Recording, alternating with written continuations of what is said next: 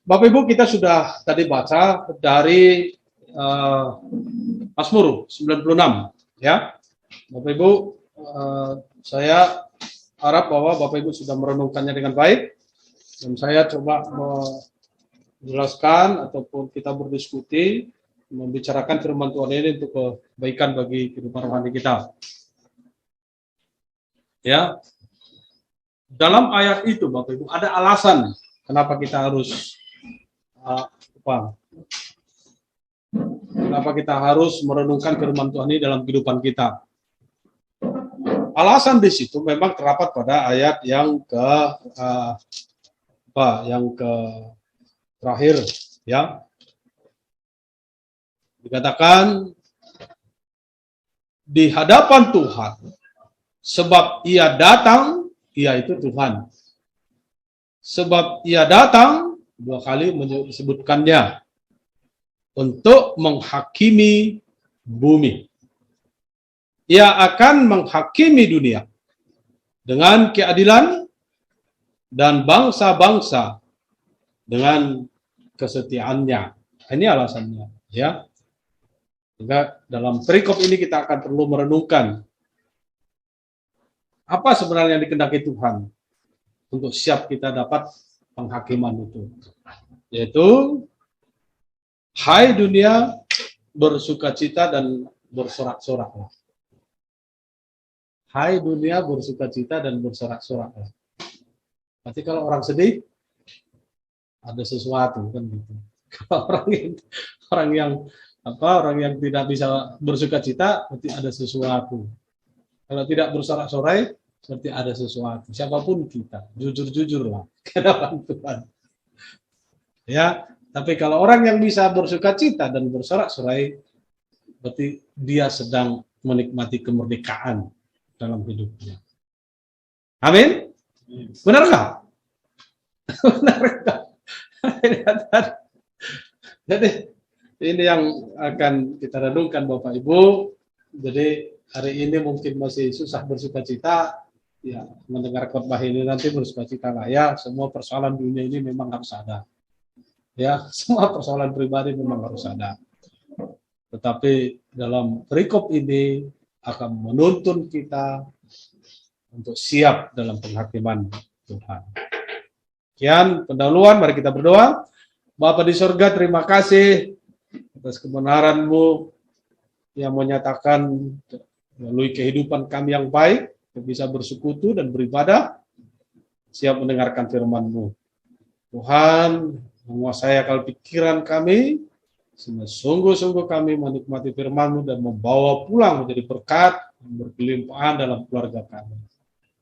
Ampuni Tuhan dosa pelanggaran kami, kuduskan Kristus dalam hati kami, sehingga kami benar-benar mengerti dan menjadikan tema firman-Mu yang hidup dalam kehidupan sehari kami. Demikian hamba-Mu di dalam pimpinan-Mu, kemudian firman yang jujur dan tulus, jelas bagi kami bergema. Di dalam nama Tuhan Yesus Kristus kami berdoa. Amin. Bapak Ibu, apa yang kita renungkan? Ada 3 hal kita renungkan. Hai dunia, bersukacitalah dan bersorak-sorailah. Saya juga ambil ini dari ayat yang pertama itu kan. Nyanyikanlah nyanyian baru bagi Tuhan. Menyanyilah bagi Tuhan, hai segenap bumi. Itu firman Tuhan tertulis. Kapan ditulis? Ditulisnya pada zaman perjanjian lama. Siapa yang menulis?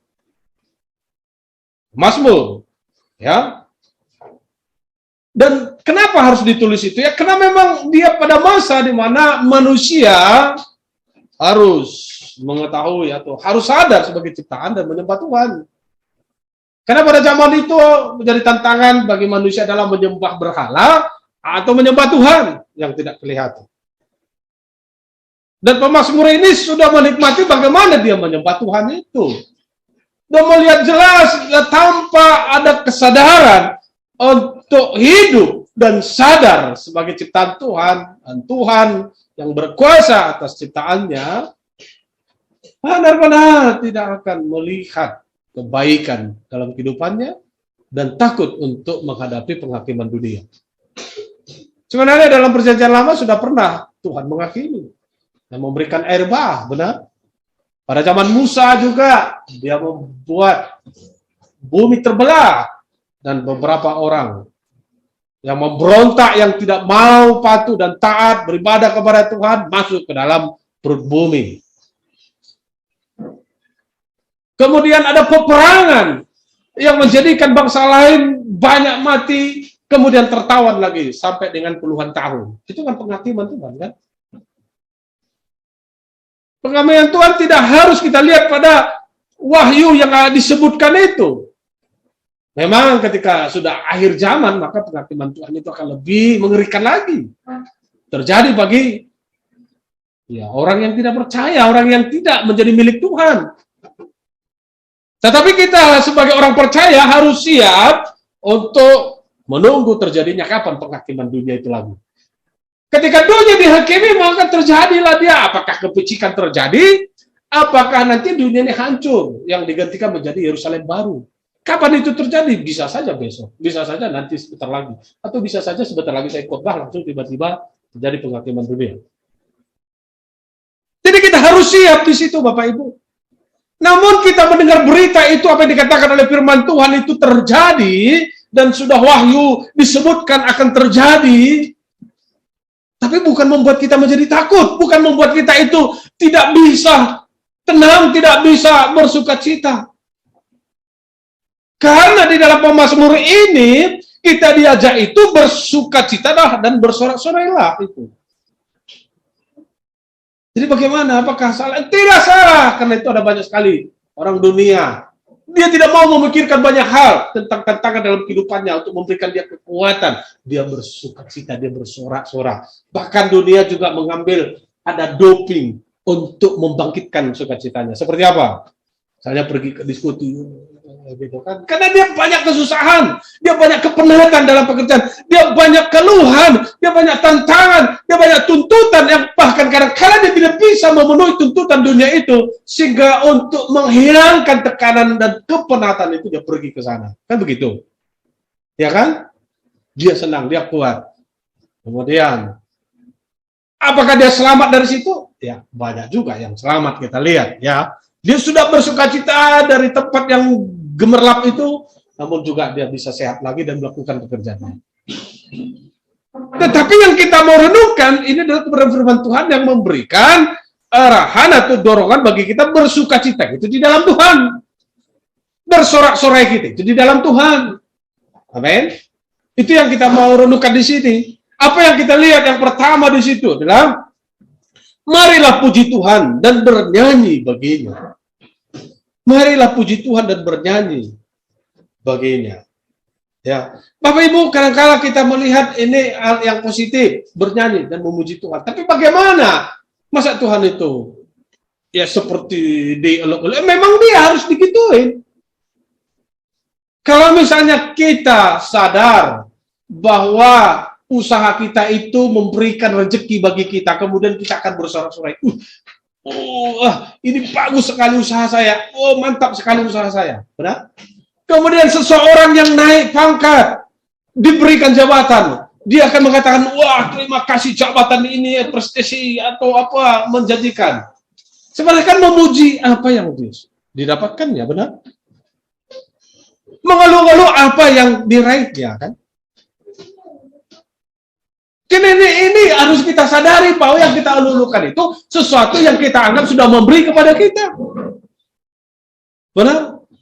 Coba aja dibuktikan sekarang, misalnya ada saya membagi-bagikan 100 juta per orang di sini, pasti wah hiduplah Pak Sahala. Begitu kan? Halo Bapak Ibu, benar? Nggak mungkin nggak dipuji saya. Kalau nggak dipuji saya, pasti saya nggak lihat dia. Uang aja kau perlukan, paling begitu kan? Itu adalah realita kehidupan dunia, Bapak Ibu. Karena itu si pemazmur ini sudah paham itu. Dia menyatakan di situ, marilah puji Tuhan dan bernyanyilah. Ayat itu jelas mengatakan, nyanyikanlah nyanyian baru bagi Tuhan, bernyanyi bagi Tuhan, hai segenap bumi. Apa itu bumi? Ya kita pun berasal dari bumi, benar? Halo Bapak Ibu, benar? Kan kita mengerti kembali kepada bumi, kan? Bumi itu adalah tanah, bahasa Ibraninya tanah. Jadi kita kembali kepada tanah. Dan Tuhan menyatakan bumi bersukacitalah bagi Tuhan. Terus kenapa? Ya karena nanti akan ada penghakiman.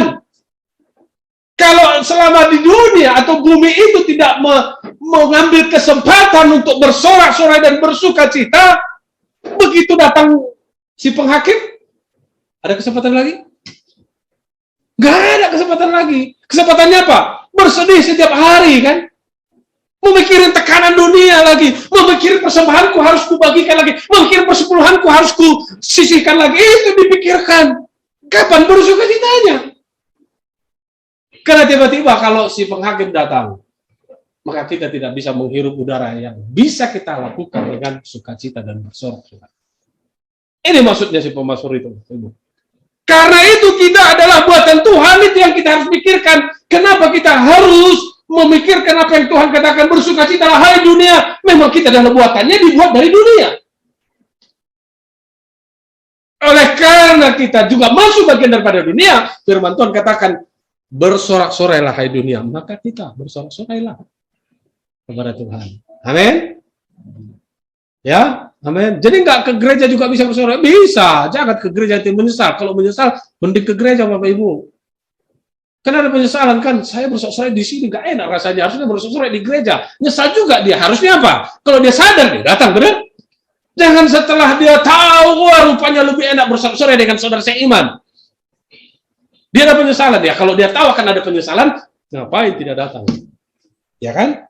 Bukan berarti dilarang tidak datang.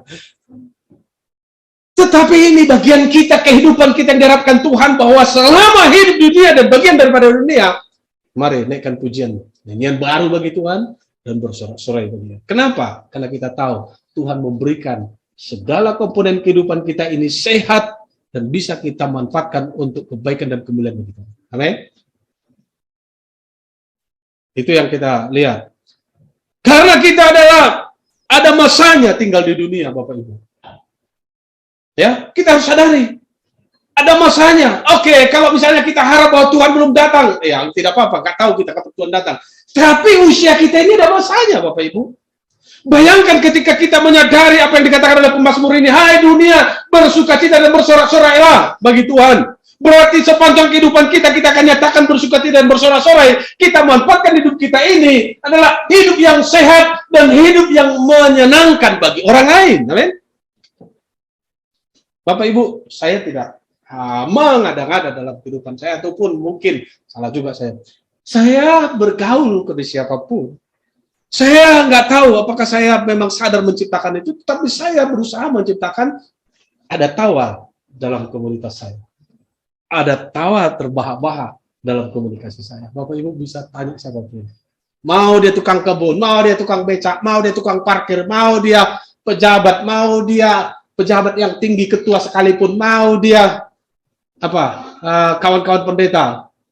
Begitu ada kesempatan sama saya berbicara lebih dari 1 menit, saya harus ciptakan tertawa. Apapun itu, mau menimbulkan tawa oleh karena komunikasi. Kalau bahasa Sunda apa? Barodo apa? Nggak bodoh gitu ya, apa namanya? Bahasa Sundanya. Nggak bodoh ya. Tapi saya harus ciptakan ketawa. Karena kala saya melihat dia agak tersinggung, ini hanya menciptakan tawa, Pak. Karena hidup ini harus ada tawa. Harus ada sorak-sorai, harus ada sukacita. Kalau tidak begitu, maka kita bisa saja seperti tanah yang mati, tidur nyenyak, menunggu benih.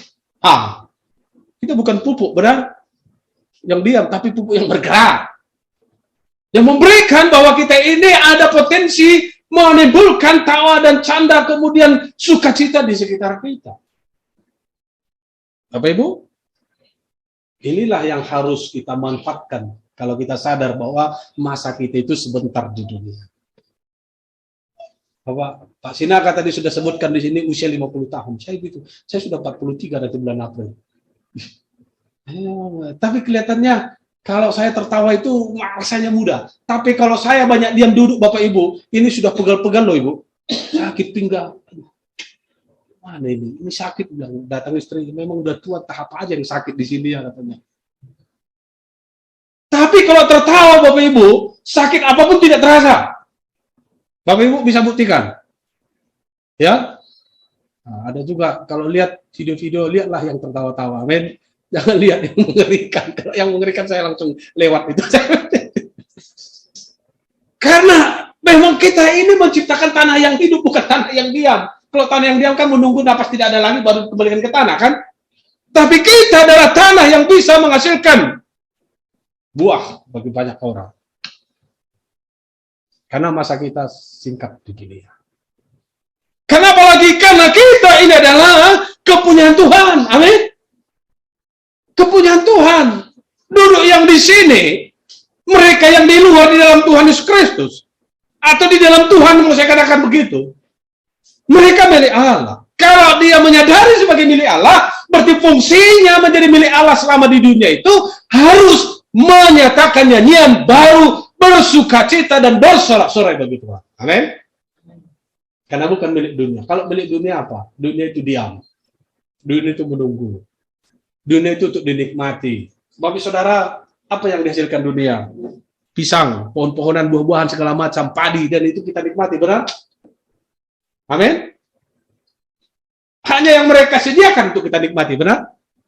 Tapi yang hidup itu, hidup yang dapat bukan hanya dinikmati, tapi menimbulkan sesuatu, sorak-sorai dan sukacita.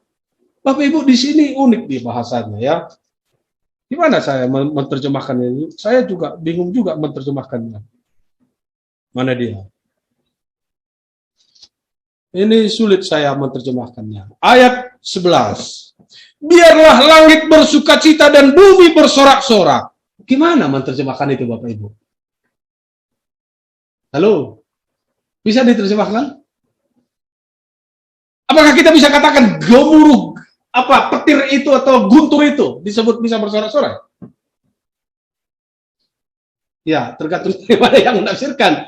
Kalau misalnya guntur itu membuat dia semangat, ya berarti bersorak-sorai bagi saya. Tapi guntur kan sering sekali menakutkan, benar? Tapi Alkitab sebutkan, biarlah langit bersukacita dan bersorak-sorai. Terus apa ditujukan langit itu?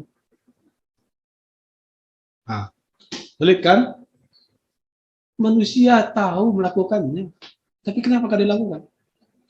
Kemudian dikatakan, biarlah gemuruh laut serta isinya, biarlah beria-ria padang dan segala yang ada di atasnya, maka segala pohon di hutan bersorak-sorai. Gimana menerjemahkannya pohon di hutan sorak-sorai?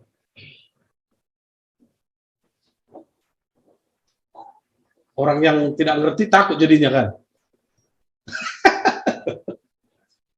Bapak Ibu, itu adalah firman Tuhan. Mereka memiliki, kalau saya tafsirkan, mereka adalah makhluk hidup, ya, tapi bukan manusia. Mereka itu menikmati keadaannya yang berada di dalam situasi atau berada di dalam tanah ciptaan Tuhan dan mengikuti apa yang disediakan Tuhan. Maksud saya begini. Pohon itu tidak terganggu dengan hak apapun.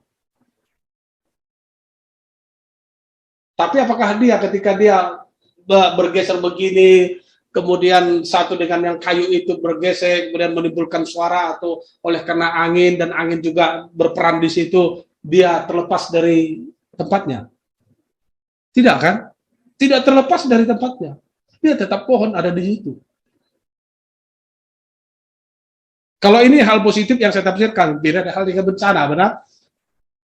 Karena itu pernah terjadi ya, ketika air bah itu, dipilihlah para binatang, hewan, ikan laut, dan semuanya dimusnahkan. Kemudian Tuhan tumbuhkan lagi pohon, benar? Tapi maksudnya di sini, di dalam tafsiran ini, yang saya mau tafsirkan itu, berarti apapun ada di atas tanah ini, dapat melakukan irama sorak-sorainya, sukacitanya, sebagaimana fungsinya bagi Tuhan. Berarti kalau manusia lebih daripada itu, amin? Amin?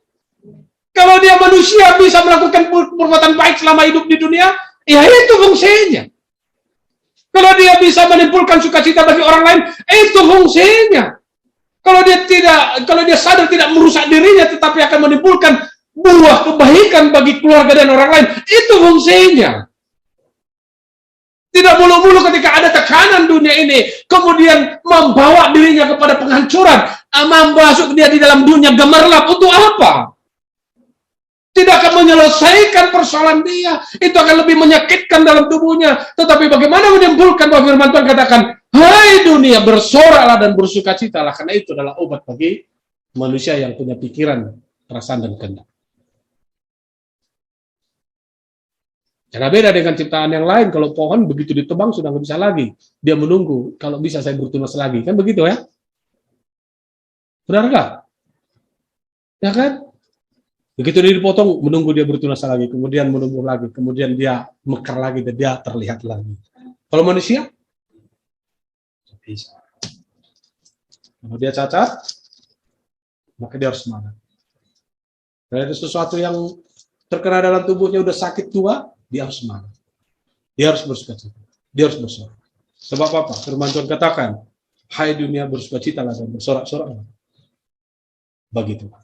Yang kedua, Bapak Ibu Saudara, marilah kita menjadi pemberita atau saksi-saksi keselamatan bagi dunia ini. Ya. Dalam ayat mana ditulis? Ayat 2b dikatakan, kabarkanlah keselamatan yang daripadanya dari hari ke hari. Yang ketiga, ceritakanlah kemuliaannya di antara bangsa-bangsa dan perbuatan-perbuatannya yang ajaib di antara segala suku bangsa. Seperti apa kita melakukannya, Bapak Saudara? Kita bukan ciptaan yang lain ya. Kadang-kala Bapak Saudara, saya mau katakan, bersaksi itu bukan hanya kita loh. Mau saya tunjukkan, apalagi yang bersaksi itu kita. Benda mati pun ikut bersaksi. Kira-kira siapa yang nangkap? Berasa nangkap yang saya maksud? Enggak ya. Tanaman yang kita desain di depan sana itu juga menunjukkan apa di sana. Halo? Amin? Itu tanaman ya. Bunga yang mati yang kita tunjukkan di sini. Ini juga ada artinya. Benar? Halo? Simbol salib yang kita bikin di dalam mimbar ini ada artinya, benar? TV yang kita beli untuk presentasi, gitar, piano, speaker, kipas angin, tempat duduk, dan apapun. Ikut bersaksi, sedang apa nih? Amin? Kira-kira benar? Kira-kira nangkap? Kalau nggak gitu, ngapain kita kumpulin duit ya? Yuk kita kumpul di taman, kita nyanyinya di situ, saya berkhotbah. Amin? Benar nggak? Karena itu ada persembahan, Bapak Ibu. Karena ada segala unsur yang membantu mendukung kita bersaksi. Amin? Semua itu menjadi unsur kesaksian. Ya. Dan itu adalah unsur yang membuat mereka itu mencari kebenaran Tuhan. Karena semua orang di dunia memerlukan keselamatan. Apakah itu keselamatan selamat selama di dunia? Atau keselamatan yang kekal yang akan diambil ataupun yang akan diterima dari surga? Ada dua hal. Saya mau tanya misalnya, Bapak Saudara, oke, kita bergereja hari Minggu. Tidak usah pakai kursi ya, duduk aja di lantai. Tunggu aja nanti 2 menit kentut-kentut kan. Sakit perut, toilet bolak-balik, itu lagi. Nggak selamat kan tubuhnya? Benar? Ini aja sudah kadang-kala kita duduk misalnya di kursi yang keras. Aduh, lama-lama di sini pegal juga ini. Kita mau nyapa? Seperti kursi di depan ini setidaknya kan? Halo Bapak Ibu, kira-kira nangkap? Ya jangan ngajak nih Pak Pendeta ini ngajak ngumpul duit lagi nanti ini. Ya memang begitu akhirnya. Tapi artinya amin lah. Kalau ini benar ya tepat bilang lah. Kalau kita pergi ke gereja yang lain itu sudah lihat Bapak Ibu, lihat gereja Baptis Independent Baptist Church misalnya di Amerika. Duduknya itu bisa tempat tidur loh, bisa tidur begitu. Karena nyamannya. Oke? Ujung-ujungnya duit, ya memang ujung-ujungnya duit. Bapak memberi akan diberi. Amin? Nah, Bapak tidak memberi, ya baiklah kita akan menikmati apa adanya.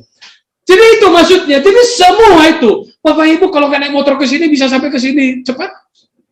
Kalau motornya rusak, takut kapan rusaknya ini.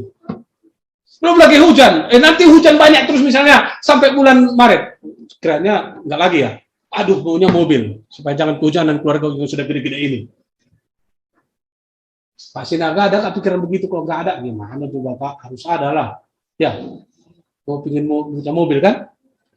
Ya kan? Kan pusing juga nih hujan kan? Bila aja dikit Pak, saya nggak mau ke gereja lah. Kenapa? Hujan. Itu kan? Nah, mobilnya sudah ada memang. Bapak Ibu, itu semua adalah alat kesaksian. Dan itu semua Tuhan sediakan. Di sana di showroom masih banyak nggak terjual kan? Kok kita nggak mau beli? Kan gitu ya. Mereka juga pusing itu, jadi nggak beli kan? Belum lagi yang second-secondnya Pak. Belum lagi yang second-second. Kita juga mau ada teman-teman kita membantu kita, benar? Orang yang tidak tahu pekerjaan, tapi ada orang membantu kita. Berbagi, benar? Ketika kita mau berbagi penghasilan kepada orang yang membantu di rumah kita, berarti kan Tuhan akan tambahkan penghasilan kita. Sebab apa? Tuhan percayakan kita berbagi kepada mereka yang membutuhkan penghasilan. Dan dia membantu kita untuk memudahkan pekerjaan di rumah kita, benar? Kalau kita tidak punya pikiran begitu, terus kita mau kumpulin tabung duit itu untuk apa juga kalau kita capek? Capek kita nyuci, padahal ada orang bisa nyuci, kita kasih juga bagi duit sama dia, ya kita juga yang capek. Setelah capek, kita beli puding juga mahal-mahal, benar? Belum lagi, aduh udah capek ini, ada ke rumah sakit lagi, habis juga duit yang ditabung. Jadi untuk apa begitu? Mending berbagi, bersama bersukacita, bersorak-sorak, semuanya, amin. Itu semua sudah Tuhan jadikan di sini. Tapi keegoisan manusia itu adalah ketakutan akan tidak punya apa-apa, ketakutan kemiskinan, ketakutan tidak dihormati, ketakutan tidak ditinggikan atau dihargai oleh orang lain karena tidak punya apa-apa. Yang harusnya hidup kita di dunia saling memberikan. Itu ya.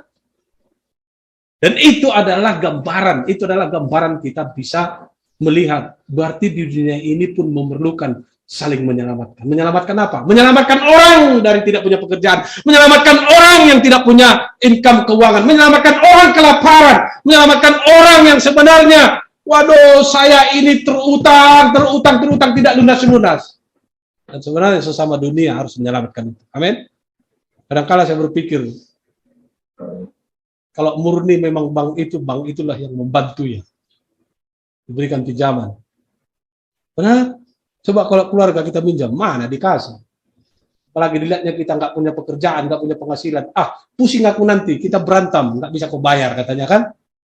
Padahal kalau kita ke bank pikir bisa kau bayar, bisa. Bagaimana caranya? Saya kerja sendiri, saya kerja ini. Oh ya silahkan, nah kasih. Apa Ibu? Harusnya apa? Bukan itu kan? Yang harusnya sesama kita melihat bagaimana fungsi kita itu saling menyelamatkan secara jasmani. Nah, itu keselamatan di sini.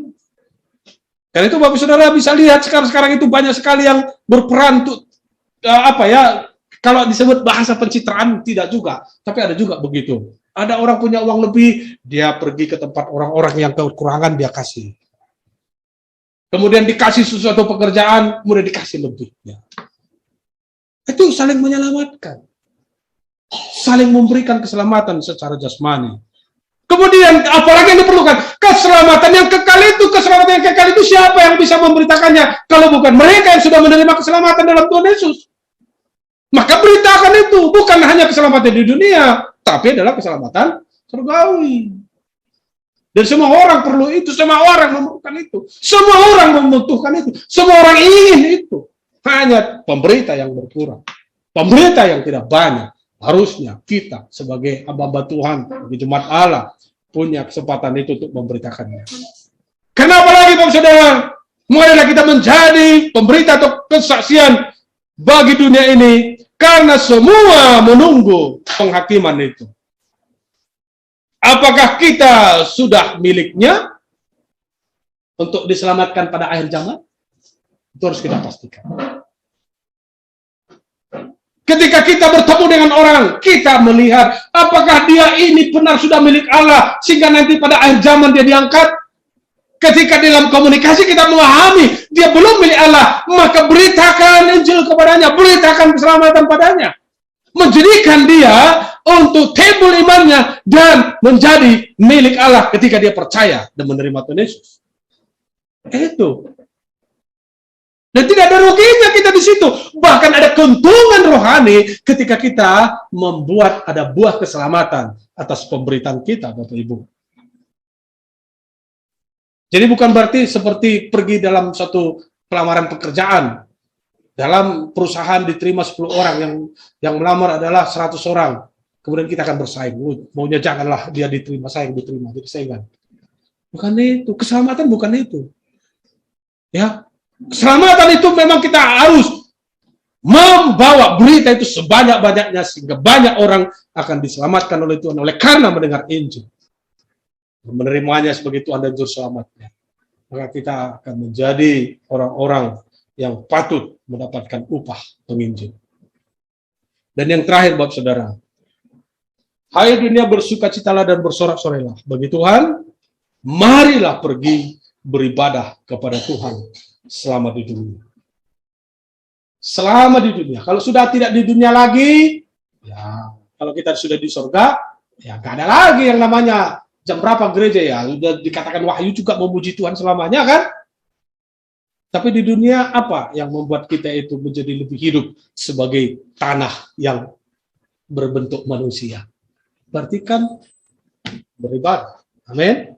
Di mana dia tulis di dalam ayat 7-10 dikatakan, kepada Tuhan, hai suku-suku bangsa, kepada Tuhan sajalah kemuliaan dan kekuatan. Biarlah kepada Tuhan kemuliaan namanya. Bawalah persembahan dan masuklah ke pelatarannya. Sujudlah menyembah kepada Tuhan dengan berhiaskan kekudusan. Gemetarlah di hadapannya, hai segenap bumi. Itu jelas adalah maksudnya beribadah, Bapak Ibu. Karena itu setiap manusia, saya meyakini bahwa manusia itu memiliki caranya untuk beribadah kepada Tuhan. Ya, tetapi apakah sampai kepada keselamatan yang kekal itu? Ya, kita tidak tahu, benar? Tapi yang kita tahu, Alkitab mengajarkan kita beribadah kepada Tuhan Sang Pencipta itu dengan cara kita sesuai dengan Alkitab, maka juga diberikan jalan keselamatan kepada Allah itu. Disingkapkan bagaimana jalannya kita menuju tempat Allah itu. Kalau yang lain tidak disingkapkan atau saya tidak tahu, urusan lain. Tetapi semua manusia di dunia pasti ada caranya dia beribadah kepada Tuhan. Ya, kita bersyukur bahwa jalan kita beribadah kepada Allah itu adalah Yesus Kristus yang sekarang pun tidak kelihatan. Karena dia adalah Roh Kudus di dalam hati kita. Dan dia berada di tahtanya sekarang. Kan begitu? Amin? Dan ini yang kita lihat, bagaimana maksud pemazmur ini, bahwa seluruh suku-suku bangsa itu harus beribadah kepada Tuhan dengan apa? Karena Tuhan sudah menyediakan baitnya untuk beribadah. Saudara, kalau dalam paham kita dari Alkitab, keyakinan kita dari Alkitab mengatakan, kita ini adalah bait Allah. Amin. Kita ini adalah bait Allah. Sebab apa kita bait Allah? Karena ada Roh Kudus di dalamnya. Amin. Ada amin? Atau masih ragu? Nanti saya panggil saya satu ke kamar kantor. Meyakinkan lagi. Nanti pikirnya bait Allah.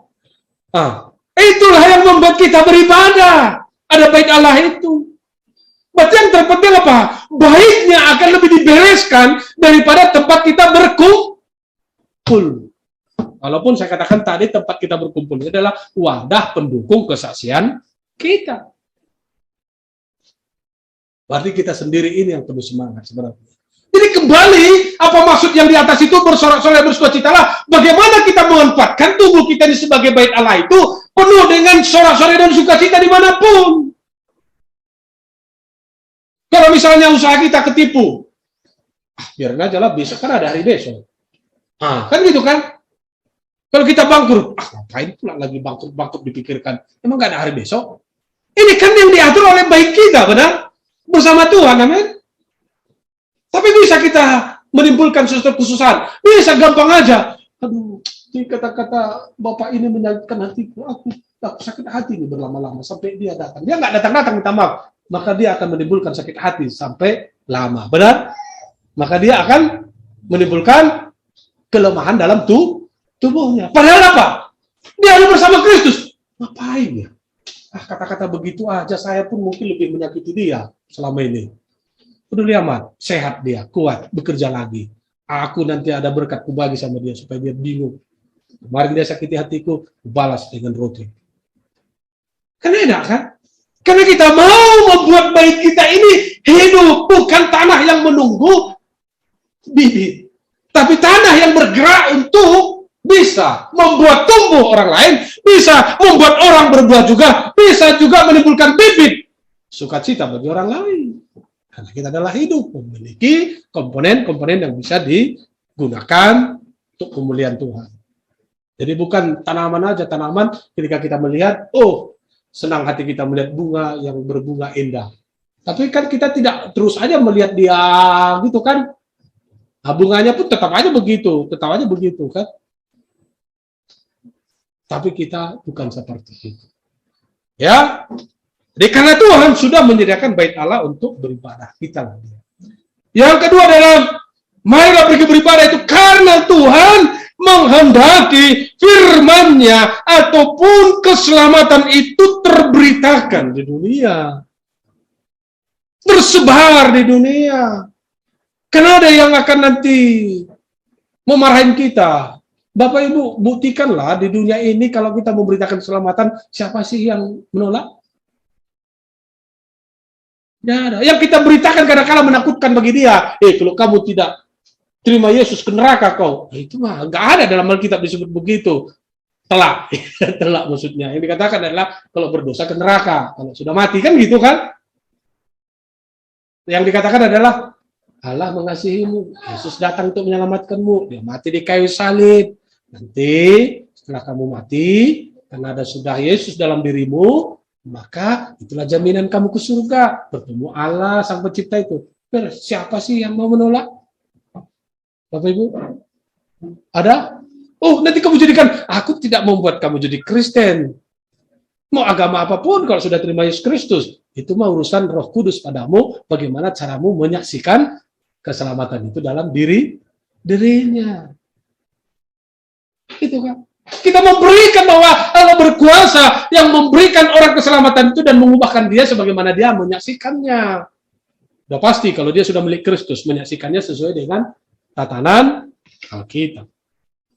Berarti tugas kita apa? Ya hanya memberitakan. Kita beribadah pun menjadi kesaksian bagi banyak orang. Oh ini beribadah dengan setia. Bagaimana sih Bapak Ibu benar-benar setia beribadah itu? Apa yang Bapak Ibu dapatkan? Oh aku dapatkan firman Tuhan. Oh Yesus adalah juru selamat. Oh begitu ya. Ya itulah yang membuat saya semangat terus. Itu membuat saya sehat. Udah berapa usia? 50. Bapak kok kayak usia 42? Iya memang gara-gara beribadah. Gara-gara bait suci itu kan beres kan? Tidak ada hal lain yang kita mau saksikan. Begitu. Ya mau buktikan, ayo buktikan, saya buktiin ini masih hidup. Nah gitu kan. Kalau saya sakit-sakit itu gara-gara saya tidak beribadah. Oh iya memang. Karena dulu saya setia, sekarang nggak setia lagi. Nah, banyak kesulitan yang kita hadapi karena kita tidak punya mentor konsultan rohani kita itu Roh Kudus secara nyata. Bapak Ibu Saudara jangan mau sulit di dunia ini. Saya pun merasa sulit, tapi saya tidak mau lebih memikirkan kesulitan itu. Secara dunia maksud saya. Dan yang terakhir adalah marilah kita pergi beribadah itu karena Tuhan menghendaki persembahan dari umatnya. Ini Bapak Ibu Saudara, kata persembahan ini jangan selalu langsung tangkap yang aneh-aneh. Saya melihat kebenaran. Bapak Ibu yang pedagang, ketika Bapak Ibu menyiapkan kopi bagi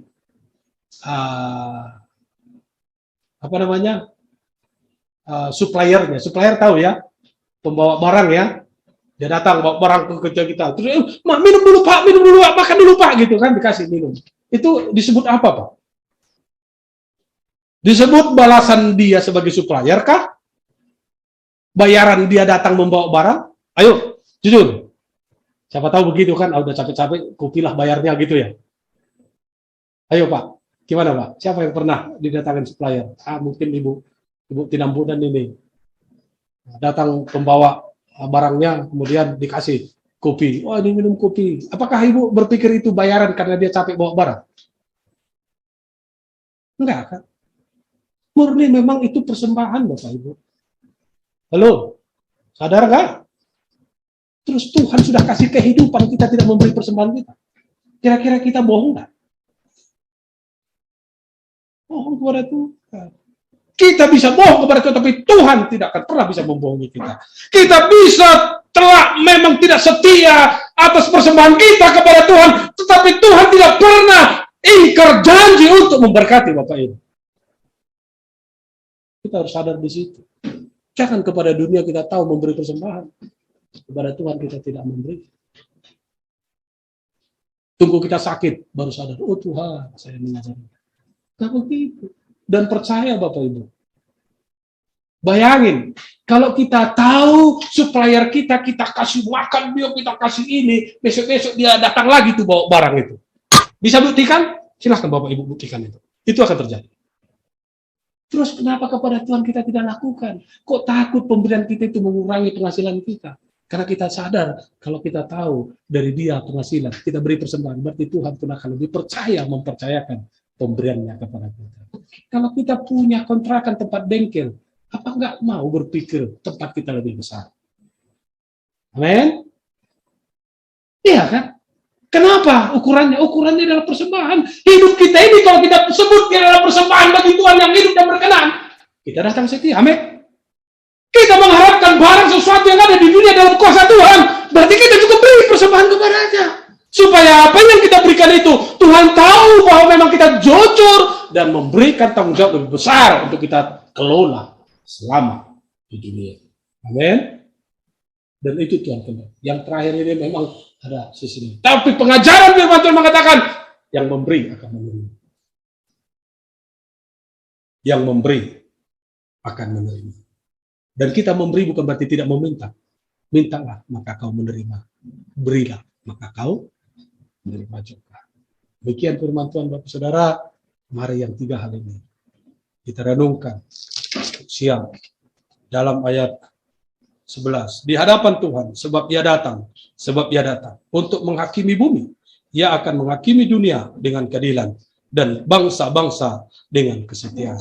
Keadilan, Bapak Ibu Saudara, adil tentang hidup persembahan Bapak kepada Tuhan, maka Tuhan pun datang menghakimi apakah Bapak Ibu setia sebagai umat Tuhan untuk beribadah dan menyembahnya setiap saat. Amin. Mari kita berdoa. Bapa di surga, terima kasih Bapak. Tuhan kami Yesus Kristus yang melindungi kami dalam kehidupan kami sehari. Kami bisa bersama-sama menaikkan pujian dan juga saudara kami yang online untuk memberkati firman-Mu berbuah dan sungguh kuat dalam hidup kami sehingga kami sungguh-sungguh akan melihat bagaimana Tuhan mengangkat kami dan menyatakan berkat yang kami tanggung jawabi dan menjadikan kami menjadi saluran berkat, menjadi saksi yang kuat akan kuasa keselamatan dan berkat yang daripada-Mu Tuhan. Terima kasih Tuhan firman-Mu, kami menerima dan membawa pulang di dalam pertolongan Roh Kudus. Di dalam nama Tuhan Yesus Kristus kami berdoa. Amin. Baik, saudara, akan akhiri pada kita, mari bangkit berdiri, tutup kita dengan lagu pujian dari nomor 101.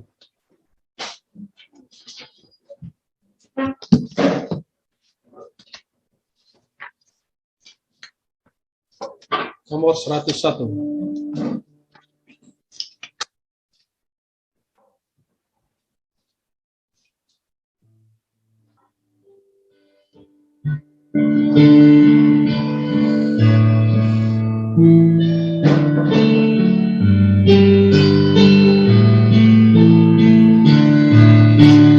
Ya Tuhan berikanlah firman hidup, hanya Imanku yang meneduh, firman-Mu mendengar yang ku rindu, jadi pedoman bagi hidupku.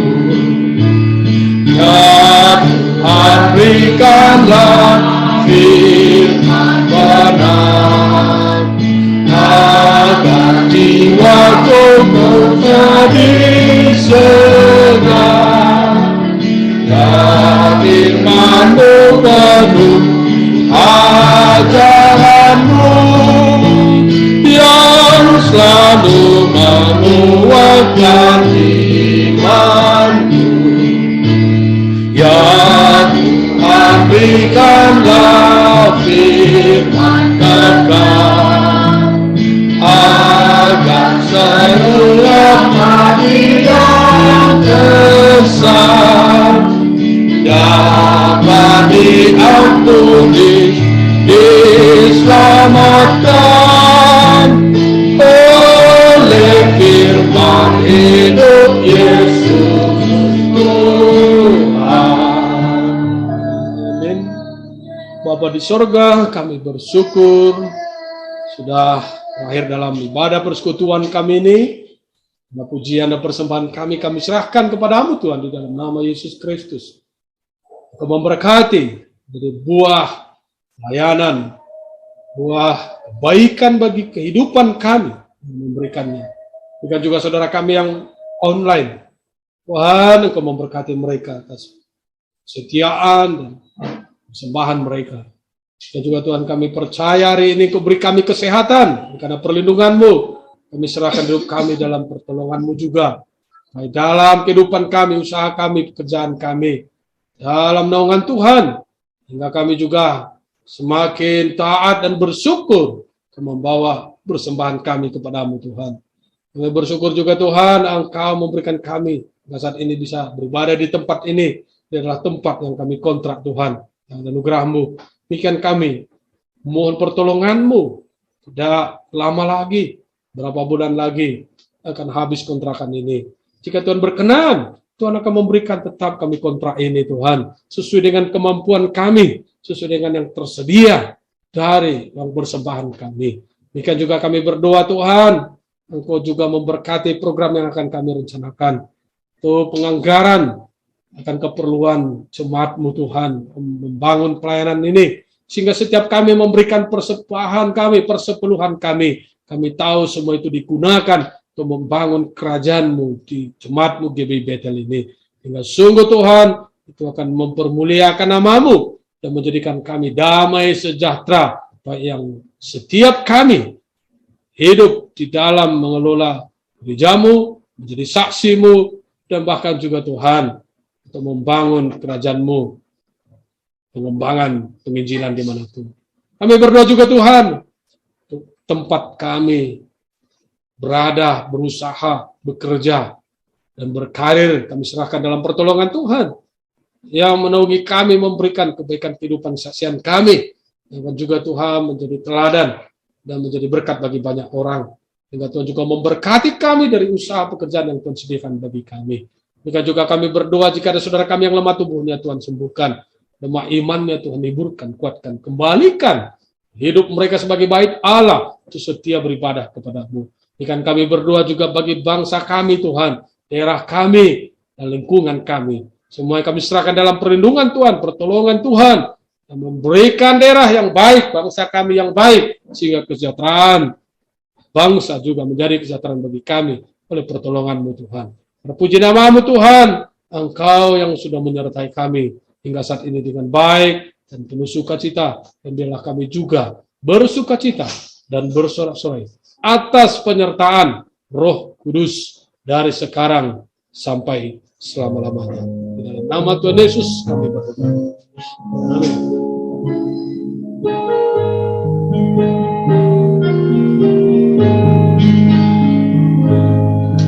Bapa terima kasih, Bapa terima kasih, Bapa di dalam surga, Tuhan terima kasih.